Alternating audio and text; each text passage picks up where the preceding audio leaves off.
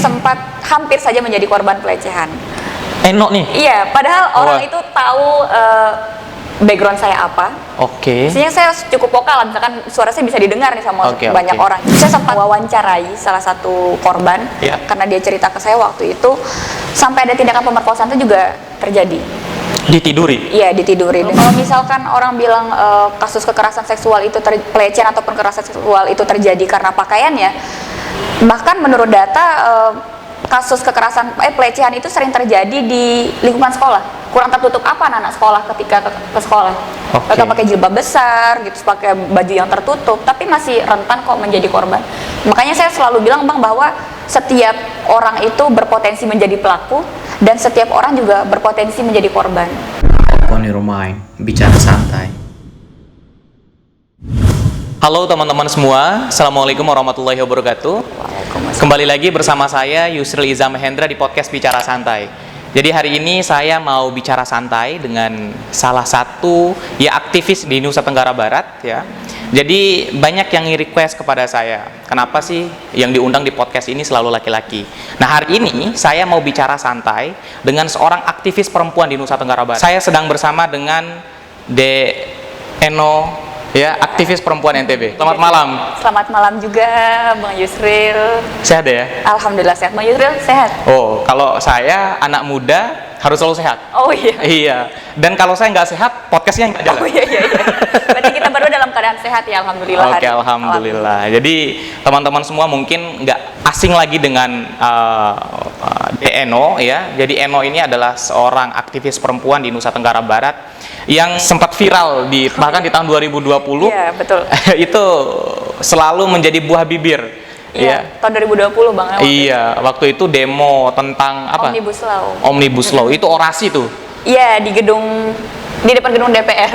Oke, itu melanjutkan perjuangannya Bang Yusril lah. Oke, itu sempat viral ya. Dan akhirnya orang nge-request ke saya di podcast Bicara Santai ini, Bang, kenapa sih nggak ngundang Eno, nggak ngundang aktivis perempuan? Kayaknya kita perlu nih melihat ya dan mengetahui gimana sih pandangan seorang perempuan melihat banyak sekali kasus yang terjadi di NTB bahkan di Indonesia. Ada beberapa kasus ya yang ingin kita bicarakan nih, Dek. Khususnya berkaitan dengan kasus pelecehan seksual yang banyak sekali terjadi, bukan hanya di tingkat perguruan tinggi, tetapi ini terjadi bahkan di SMA, di pondok pesantren. Betul. Nah, ini menjadi sesuatu hal yang saya rasa perlu untuk kita bedah dan kita bicarakan bersama, apalagi melalui perspektif seorang perempuan. Iya, betul. Karena kemarin kan saya selalu ngundang laki-laki nih. Iya. Kayaknya nggak puas deh kalau kita nggak ngelihat dari pandangan seorang perempuan. Iya. Kalau sekarang deh kesibukan apa? Kalau sekarang alhamdulillah skripsi udah kelar kemarin dan sekarang masih sibuk di Meta Juridika. Oke. Sama komunitas Senyum Puan. Oke. Saya mau ucapin dulu ya selamat buat Eno udah selesai sidang akhir. Sudah daftar yudisium. Oh, udah. Ini udah SH nih. Mudah-mudahan ilmunya nanti bermanfaat. Amin. Nah, kita bicara tentang masalah pelecehan seksual nih, Dek. Berkaitan dengan kasus-kasus yang terjadi di perguruan tinggi, kemudian di SMA dan lain sebagainya. Menurut Adek ya, dengan maraknya peristiwa-peristiwa seperti ini, apa yang harus misalkan anak muda lakukan atau perempuan NTB lakukan agar tindakan-tindakan pelecehan seksual itu tidak marak terjadi di ruang-ruang publik, khususnya di perguruan tinggi? Khususnya di perguruan tinggi ya, karena sekarang masih menyandang status mahasiswa. Oke. Kayaknya kalau kita ngelihat berita sekarang di 2 tahun terakhir ya Bang, pasca pandemi itu kasus kekerasan seksual itu terjadi di mana-mana. Khususnya di perguruan tinggi walaupun itu waktu itu online. Oke. Jadi menurut saya adalah dengan angka yang cukup tinggi itu cukup mengkhawatirkan, apalagi terjadi di ruang-ruang intelektual yang isi-isinya orang-orang yang memang udah paham gitu ya. Cocok. Dan kalau misalkan apa yang harus kita lakukan sebagai anak muda, terutama kita yang perempuan, pemahaman soal kekerasan seksual itu sebenarnya sangat perlu. Karena selama ini kayak saya jumpai di kampus Bang, itu banyak yang mereka tidak paham bahwa mereka adalah korban. Bahkan mereka nggak tahu bahwa itu bahkan misalkan disentuh-sentuh nih Bang sama orang lah, misalnya dipegang-pegang. Iya, pendidik lah misalkan ya. Iya, oleh Oke. tenaga pendidik, kita kadang menganggap bahwa oh itu sentuhan seorang orang tua gitu sebagai ayah Oke. kita di kampus dan Oke. kita sebagai anak gitu. Mereka jarang memahami bahwa itu salah satu tindakan pelecehan ketika kamu nggak setuju kalau kamu disentuh gitu. Oke. Jadi menurut Eno sih pemahaman kawan-kawan itu perlu gitu karena gimana ya kalau misalkan percuma aja, misalkan nanti kita udah punya banyak aturan tapi kita sendiri nggak paham mana yang masuk ranah pelecehan ataupun kekerasan seksual. Ada juga dulu waktu saya jadi mahasiswa ya dosen ngelus kepala, ngelus Iya. kepala, bilang gitu, dinasehatin dan sebagainya. Kalau itu ada counter balik dari yang bersangkutan itu termasuk pelecehan seksual berarti? Iya, betul. Oke. Jadi memang kita harus paham mana persetujuan sama tidak. Kan Oke. kebanyakan tenaga pendidik kadang nggak meminta persetujuan kita dulu untuk disentuh gitu. Kan Oke. nggak semua orang merasa nyaman ketika disentuh oleh orang asing. Itu sih kalau langkah awalnya ya Bang, karena saya ngerasa bahwa untuk bebas dari kasus kekerasan seksual terutama di perguruan tinggi itu butuh kerja sama semua pihak. Oke. Nggak hanya dari dosen misalkan, tapi dari kita sendiri juga perlu untuk memahami hal-hal seperti itu. Tadi itu yang difokuskan adalah bagaimana tingkat pengetahuan, kemudian kesadaran daripada mahasiswa itu juga ditingkatkan. Cara untuk menuju itu tuh apa deh? Supaya mahasiswa ini sadar bahwa dipegang seperti itu tuh bahkan termasuk pelecehan seksual. Iya. Kira-kira gimana? Iya, jadi salah satunya sih Bang ya caranya bagaimana. Misalkan dari kita nih misalkan anak-anak organisasi Iya. sering banget mengadakan diskusi-diskusi soal Benar. kekerasan seksual dan pemahaman dan lain sebagainya. Saya rasa teman-teman juga jangan menolak untuk belajar soal itu. Oke. Apalagi juga mungkin kampus bisa mengadakan program pemahaman itu untuk mahasiswa gitu. Jadi sosialisasi dan mengadakan diskusi-diskusi seperti yang dilakukan anak organisasi itu penting juga sih Bang. Iya, untuk iya. menumbuhkan pengetahuan dari para mahasiswa. Oh. Misalkan nggak hanya berbentuk sentuhan ya Bang, ya misalkan ada Iya. juga lewat candaan. Biasanya teman-teman kita menganggap bahwa oh itu hal yang biasa loh kita bercanda menyebut hal-hal yang memang mungkin sensitif bagi perempuan gitu. Oke, oke, Jadi itu seakan-akan dibuat normal di kampus. Oke, Jadi ada yang oke. menyebut kiri kanan atau menyebut hal-hal vital yang seharusnya itu nggak Sensitif. etis gitu untuk diungkapkan Oke. gitu. Dari pengalaman Deno selama di kampus, ada nggak misalkan menemukan atau dari cerita teman-teman yang sampai ada kekerasan seksual secara verbal misalkan? Kalau secara pengalaman kemarin yang kemarin sempat viral, 10 mahasiswa itu kan Ena juga ikut tergabung sama Oke. Pak Joko untuk nanganin kasus itu juga cukup parah juga sih Bang, cukup parah. Karena walaupun pelakunya bukan tenaga pendidik, tapi kan dia tetap beraksi di lingkungan kampus. Lingkungan kampus ya. Padahal kita tahu bahwa perguruan tinggi itu adalah ruang tempat memproduksi pikiran. Betul. Bukan tempat untuk kemudian melampiaskan birahi seksual. Wah, ini sangat luar biasa kalau kita lebih vulgar menyebut. Benar-benar pusat peradaban lah ya. Kemarin kan saya pernah bicarain ini nih sama Pak Joko ya, Prof. oke. Joko waktu itu. Cuman beliau nggak sampai detail ngeceritain tentang kasusnya. Mungkin Deno mungkin bisa ceritain ke teman-teman di podcast Bicara Santai. Ya salah satu lah misal ada ceritanya korban ke Deno, apa aja yang dilakukan ya pelecehan seksual yang dilakukan oleh pelaku terhadap para korban ini. Saya sempat dapat mewawancarai salah satu korban Ya. karena dia cerita ke saya waktu itu sampai ada tindakan pemerkosaan itu juga terjadi. Ditiduri. Iya, ditiduri dan itu Astaga, iya, iya. memang tipu muslihat lah dari si pelaku. Oke. Jadi memang pelaku ini juga kayaknya cerdik Bang.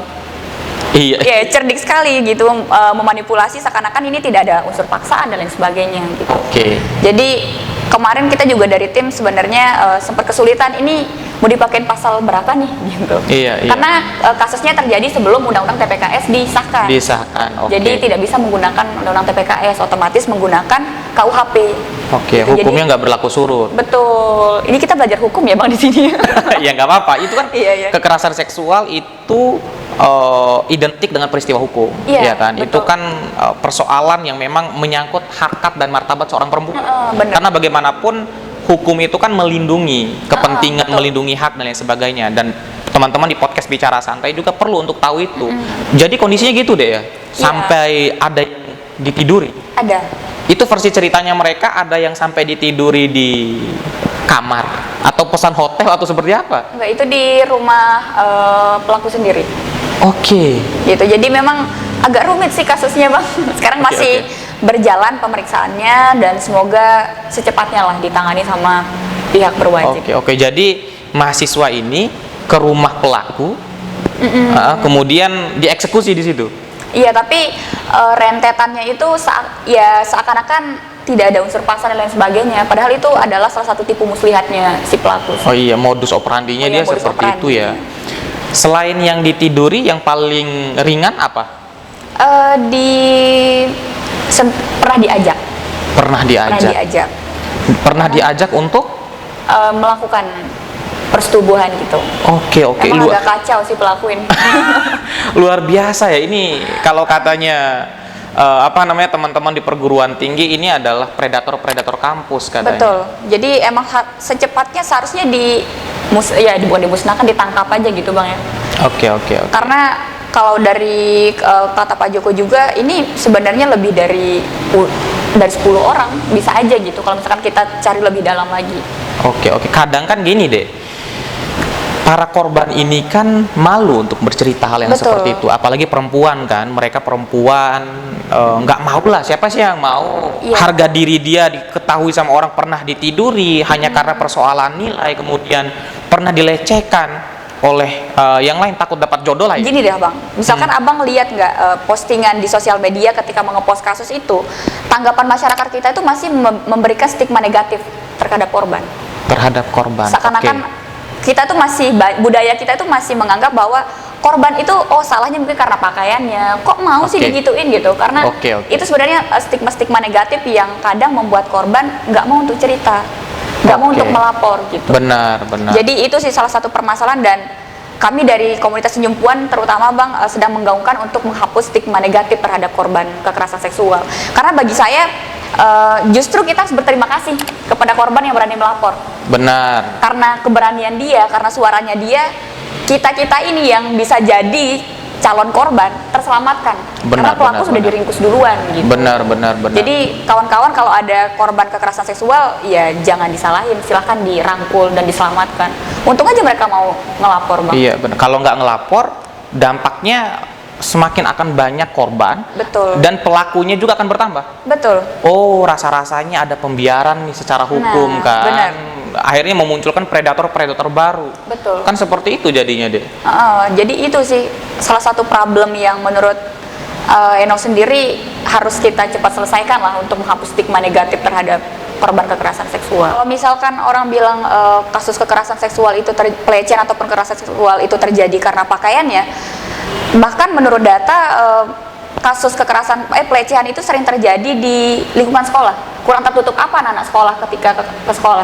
Mereka pakai jilbab besar gitu, pakai baju yang tertutup, tapi masih rentan kok menjadi korban. Makanya saya selalu bilang, Bang, bahwa setiap orang itu berpotensi menjadi pelaku dan setiap orang juga berpotensi menjadi korban. Oke, kira-kira berdasarkan pengamatan DNO nih selama ini, hal apa yang kemudian bisa memungkinkan orang berpotensi untuk menjadi pelaku bahkan menjadi korban? Kira-kira apa? Apa ya, ini agak susah untuk dijelaskan sih. Gimana? Kalau ini karena pikiran ini keluar ketika 1 bulan yang lalu itu, Bang. Saya sempat hampir saja menjadi korban pelecehan. Eno nih? Iya, padahal orang itu tahu background saya apa. Maksudnya saya cukup vokal, misalkan suara saya bisa didengar nih sama banyak orang gitu. Aktivis. Iya, dan orang itu juga orang yang cukup paham soal kekerasan, pelecehan dan lain sebagainya. Dari sana saya berpikir bahwa ternyata semua orang itu berpotensi ya menjadi pelaku ketika dia mungkin punya kesempatan untuk melakukan, karena memang waktu itu saya menaruh kepercayaan dan mengiyakan untuk keluar berdua gitu sama orang ini. Dan ya mungkin itu sih pesan saya kepada kawan-kawan perempuan khususnya, kalau misalkan diajak berdua sama orang jangan deh gitu ya, karena yang ketiga itu setan gitu. Iya, biasanya ketiga itu setan. Jangan gitu, karena kita harus tetap berhati-hati sama siapapun itu. Bahkan kan kasus kekerasan seksual banyak terjadi dilakukan oleh keluarga sendiri, ayah kandung dan lain sebagainya.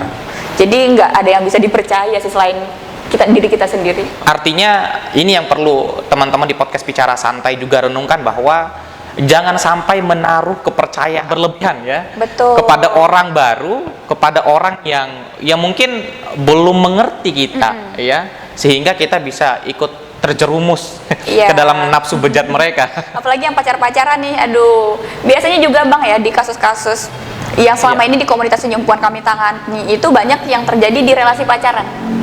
Oke. Kadang anak yang kawan-kawan yang pacaran ini sulit membedakan mana kasih sayang dan mana kekerasan gitu. Oke. Karena mungkin dibutakan oleh cinta kali ya gitu. Iya, Jadi iya. itu juga sih pesan-pesan saya buat kawan-kawan yang pacaran nih, jangan terlalu inilah. Jangan terlalu apa? Jangan terlalu percaya sama laki-laki. Oh ya. Ya untung yang di belakang kamera perempuan semua. Iya. Bener nggak? Oke, tim kreatif mengiyakan. Ini teman-teman, buat yang laki-laki, podcast Bicara Santai, hati-hati ya. Jaga diri, jaga pikiran, jaga iman. Karena perempuan bagaimanapun mereka itu adalah ya apa bahasanya ya? Apa yang akan melahirkan generasi-generasi hebat di masa depan itu perempuan-perempuan yang selalu sehat pikirannya, sehat psikologinya. Karena kalau sudah cacat secara psikologi kan, kekerasan seksual ini kan menyangkut psikologi seseorang. Betul, Bang. Kalau udah psikologinya kena, mentalnya nggak bagus, ya masa depannya suram. Bagaimana bisa mencetak generasi kan gitu deh. Iya, kita kan punya rahim peradaban lah bahasanya. Oke. Kalau kita nggak ada rahim yang sehat ya teman-teman yang lain nggak bakalan lahir juga sih. Oke. Kan nggak ada istilahnya kan laki-laki melahirkan Bang ya. Oh belum ada. Iya. Rasa-rasa ini podcast kali ini bicaranya sama aktivis, bicaranya sama perempuan, kok laki-laki terus yang dipojokin. Oh iya. Jadi biar nggak miskom ya. Biar nggak nanti salah tangkap nih para pemirsa dan nanti dikirain saya memusuhi laki-laki. Oh enggak, aman. Enggak bercanda. Kalau di podcast Bicara Santai aman. Iya. Selanjutnya nih yang menarik juga, bicara tentang kasus pelecehan seksual. Kan kalau bicara tentang korban, yang ada di benak kita itu adalah perempuan, selalu perempuan. Iya, Karena betul. perempuan itu dianggap lemah. Betul. Kira-kira menurut Eno nih, ada nggak ya, atau fakta yang terjadi di lapangan, ada nggak laki-laki dilecehkan? Kasus di NTB. Ini saya nggak mau selalu dipojokkan gitu. Gimana? Ada laki-laki yang dilecehkan? Kadang ini juga sih, misalkan kita perempuan, Oke. kalau bisa gini, laki-laki itu sulit untuk bercerita kalau dia sebagai korban, karena ketika dia mengatakan saya ini jadi korban pelecehan dan lain sebagainya, dia dianggap kok kamu bencong sekali dilecehkan sama perempuan gitu. Dan orang nggak percaya. Orang nggak percaya kalau laki. Ya bayangin aja ya, kalau misalkan ada cowok yang ngelapor itu pasti diketawain gitu. Oke. Padahal saya rasa bahwa yang balik lagi ke tadi ya Bang ya, semua orang itu berpotensi menjadi korban, baik itu laki-laki maupun perempuan.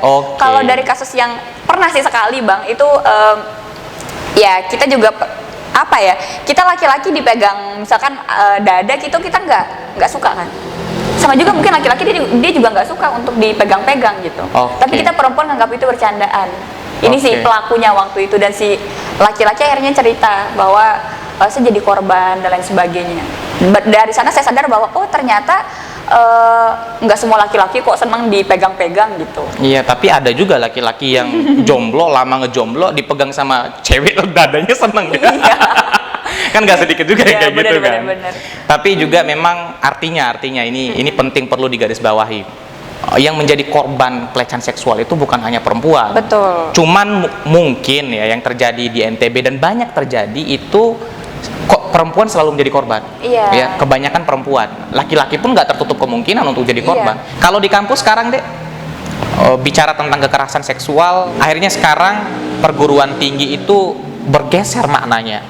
Bukan hanya tempat untuk memproduksi pikiran seperti yang kita sampaikan di awal tadi, tapi perguruan tinggi akhirnya menjadi ruang untuk predator-predator melampiaskan nafsu bejatnya. Iya. Apalagi kepada perempuan.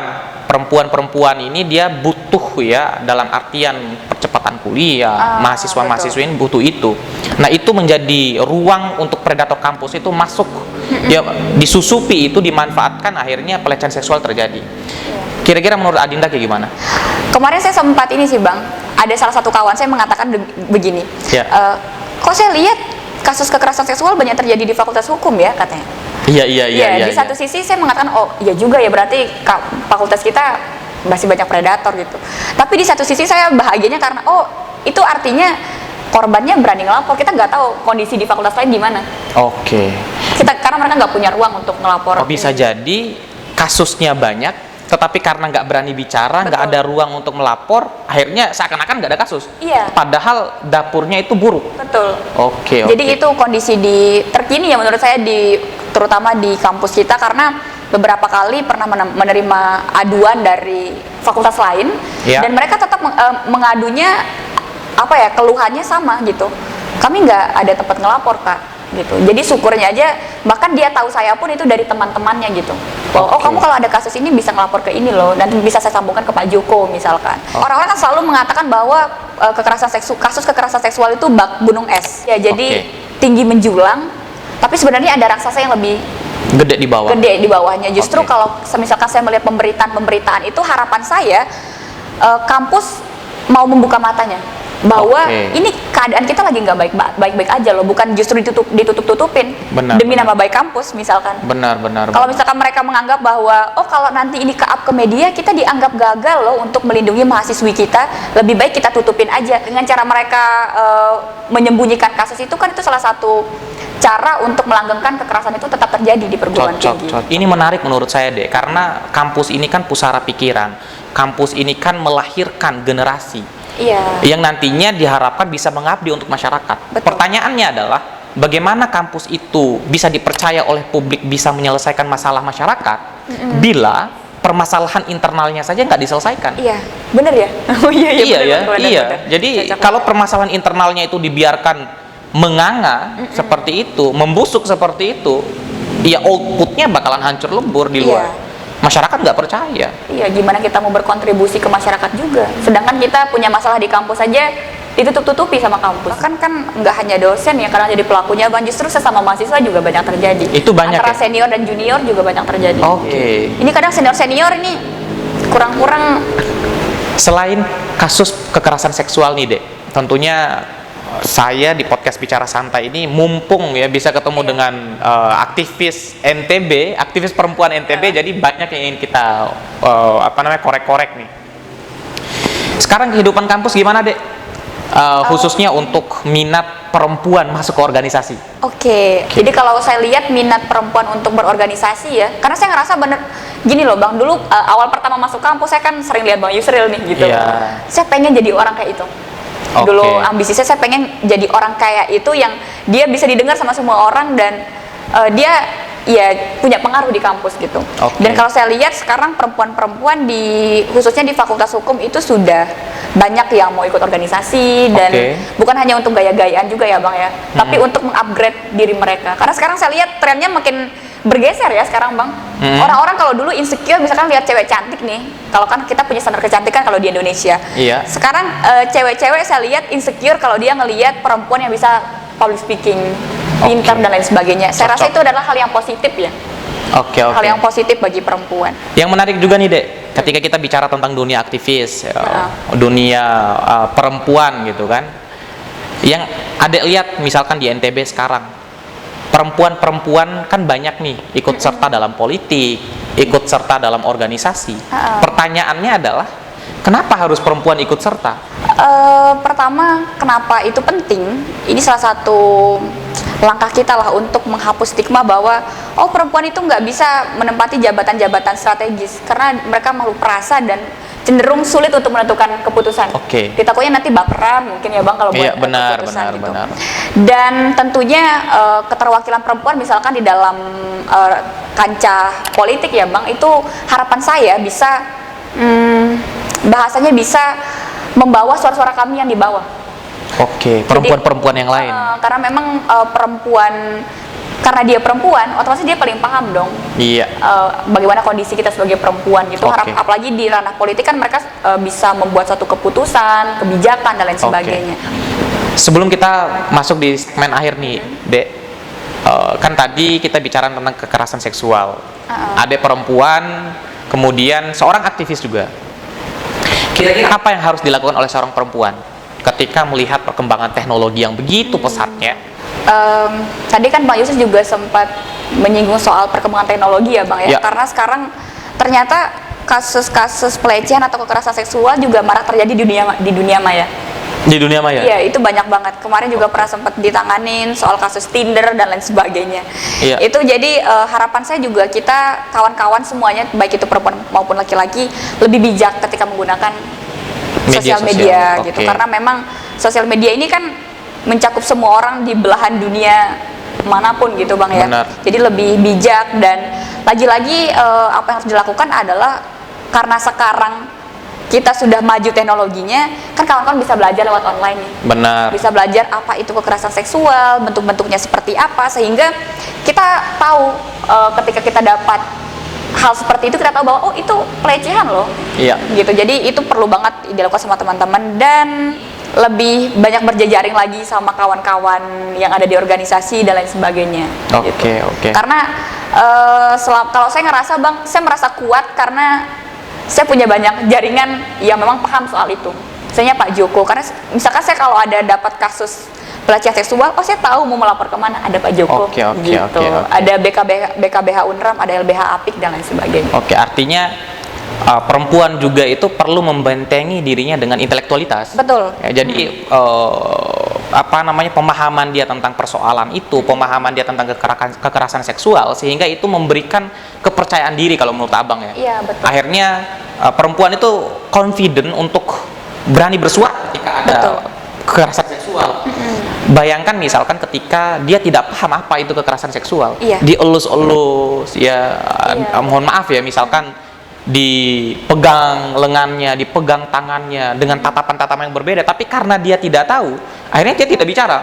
Iya, Tapi betul. kalau orang misalkan yang diraba atau yang dipegang-pegang itu adalah aktivis misalkan, wah itu udah selesai itu bar. Iya, bahkan pernah sekali nih Bang kasus kekerasan seksual yang terjadi dilakukan sama ayah kandung sendiri. Si anak ini nggak tahu bahwa itu suatu kekerasan seksual, karena dia menganggap itu adalah bentuk kasih sayang ayahnya kepada dia. Oke, ayahnya kepada dia ya. Dan itu berlangsung lama sampai bertahun-tahun. Jadi pemahaman itu sangat penting sih. Benar Oke. kata Bang Yusra tadi sudah diluruskan, dibentengi menggunakan intelektualitas. Oke, dibentengi dengan intelektualitas. Terakhir nih Dek, harapannya untuk teman-teman di podcast Bicara Santai, khususnya untuk para perempuan di podcast Bicara Santai, agar kemudian mereka lebih hati-hati lagi, jangan sampai kecolongan. Karena ketika misalkan kekerasan seksual itu yang dalam skala yang rendah itu dibiarkan, atau yang ringan itu dibiarkan, nah itu kan akan memicu potensi-potensi kekerasan seksual yang lebih berat. Terutama kawan-kawan perempuanku, karena saya juga menggaungkan woman support woman. Mari Oke. kita perempuan saling mendukung sesama perempuan, tapi bukan berarti mendukung segala tindakan perempuan ya.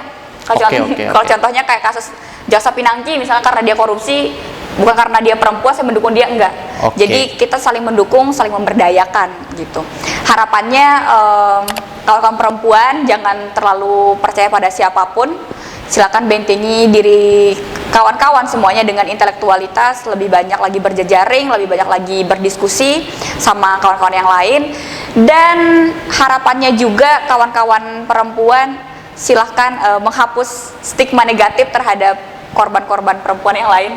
Karena biasanya justru yang lebih banyak mendiskriminasi itu kepada korban tuh pada kebanyakan perempuan juga Bang.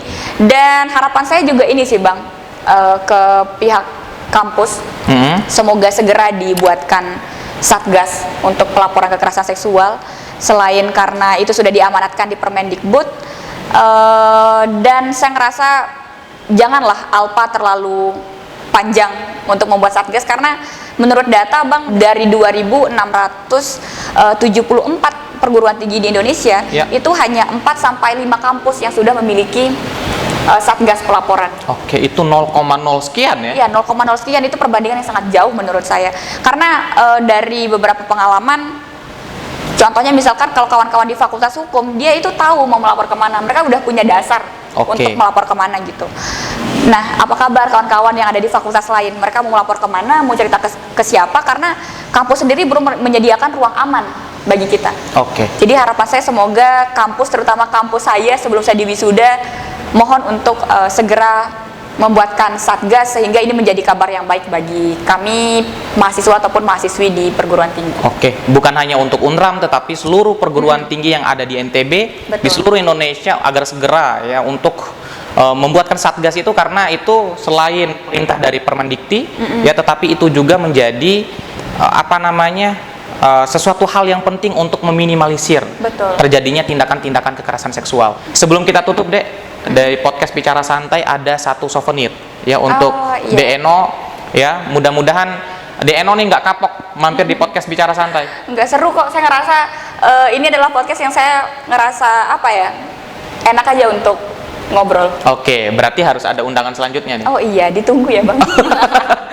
Wah, ini ada. Jadi ini Dek, souvenir dari podcast Bicara Santai. Jadi teman-teman semua di podcast Bicara Santai, jika mau pesan souvenir seperti ini, itu jangan lupa hubungi kontak person yang saya cantumin di video ini. Ini support dari OC Plakat ya.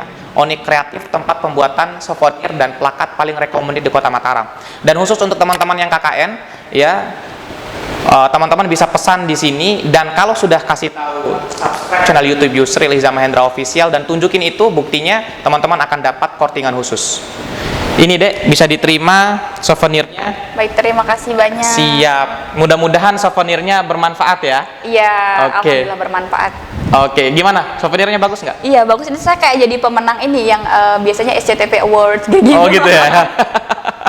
Sampai jumpa teman-teman semua. Sampai ketemu di podcast selanjutnya. Saya Yusril Iza Mahendra bersama dengan seorang aktivis perempuan, Dinda Eno Liska. Mudah-mudahan kita selalu dijaga dalam sehat dan sehat untuk terus berpikir tentang masa depan bangsa. Sampai jumpa. Wassalamualaikum warahmatullahi wabarakatuh. Waalaikumsalam. Makasih banyak deh ya. Makasih banyak, Bang. Siap.